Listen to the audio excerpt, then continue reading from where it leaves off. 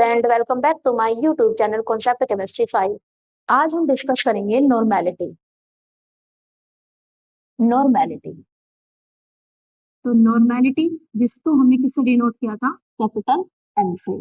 तो what is the normality? Normality means number of gram equivalent of solute dissolve volume of solution in litre. यानी कि number gram equivalent of solute dissolve volume of solution in litre. अब यहाँ से हम जो ग्राम equivalent है वो कैसे कैलकुलेट करेंगे? ग्राम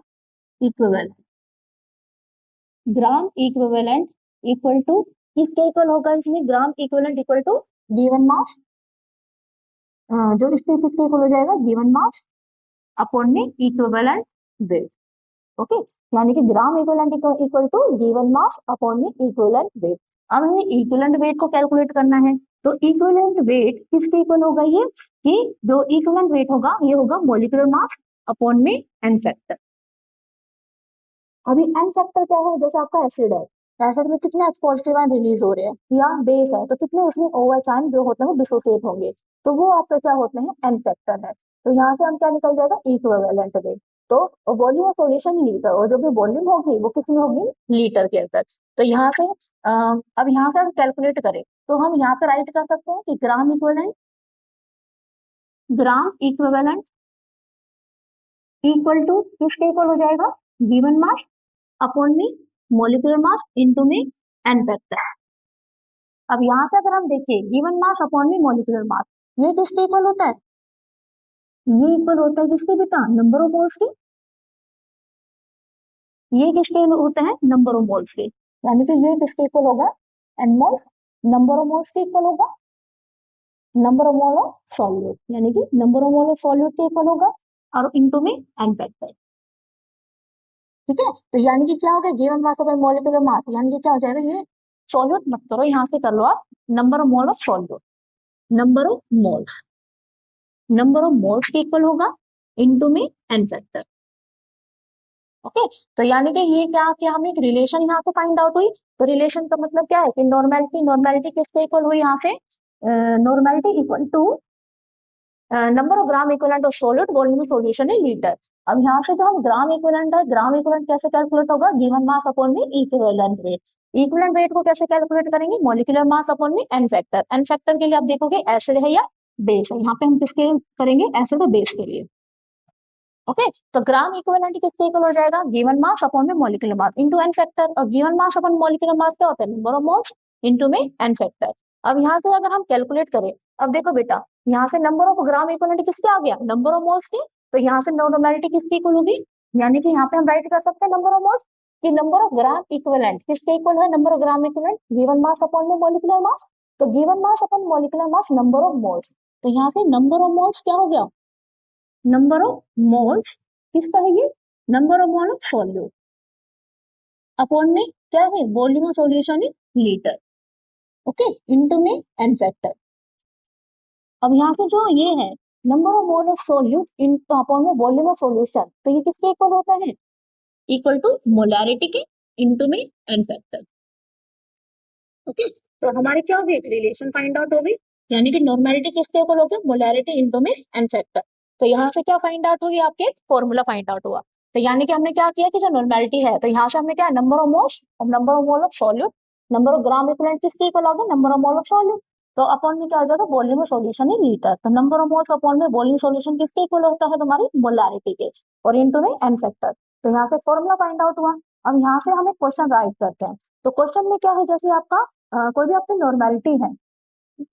अब देखो बेटा आगे है कि normality of 10% W by B S for solution is nearly. अब कितनी उसकी नॉर्मेलिटी होगी हमें इसे फाइंड आउट करना है।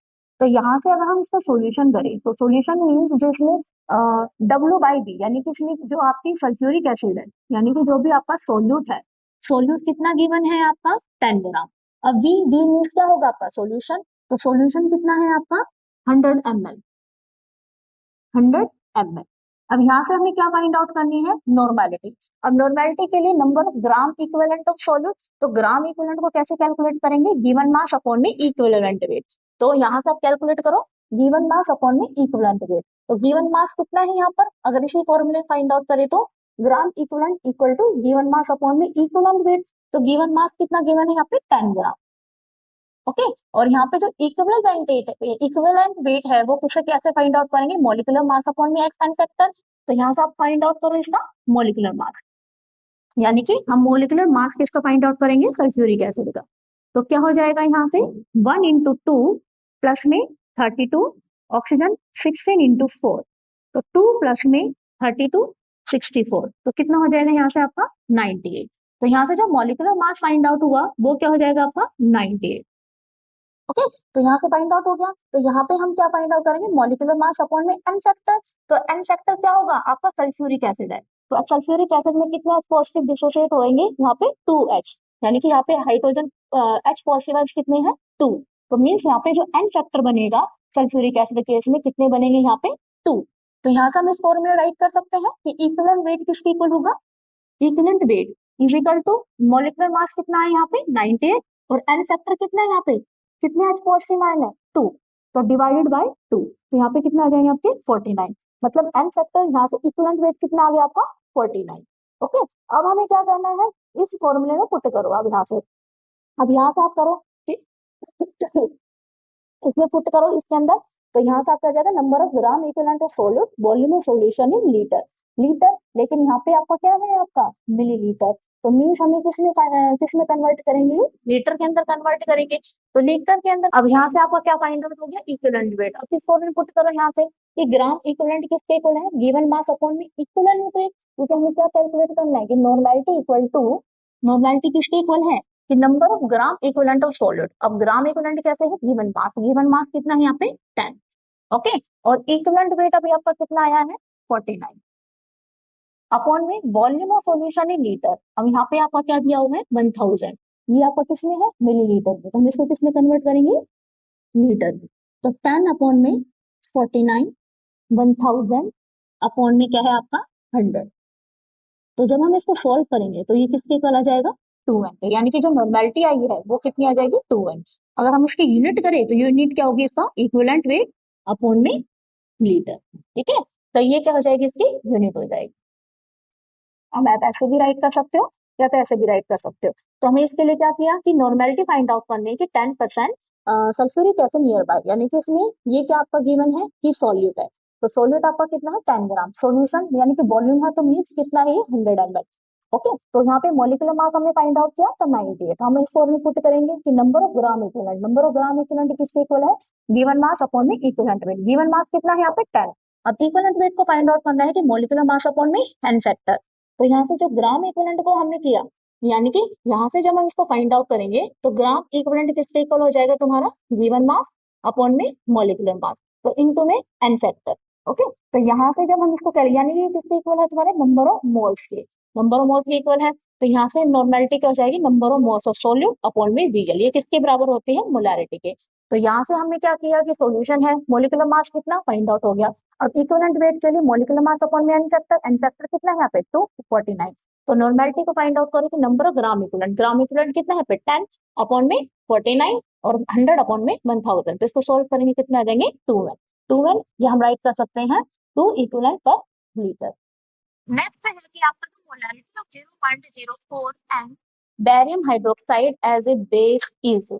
अब यहाँ पे आपको क्या फाइंड आउट करनी है, मोलैरिटी को फाइंड आउट करना है। नॉर्मेलिटी यहाँ पे आपको गिवन है और यहाँ पे क्या है आपका बेस है। तो यहाँ पे एन फैक्टर कितने हैं, यानी कि ओवेच एन कितने बनेंगे यहाँ पे 2, तो मीन्स एन फैक्टर क्या हो जाएंगे यहाँ पे 2।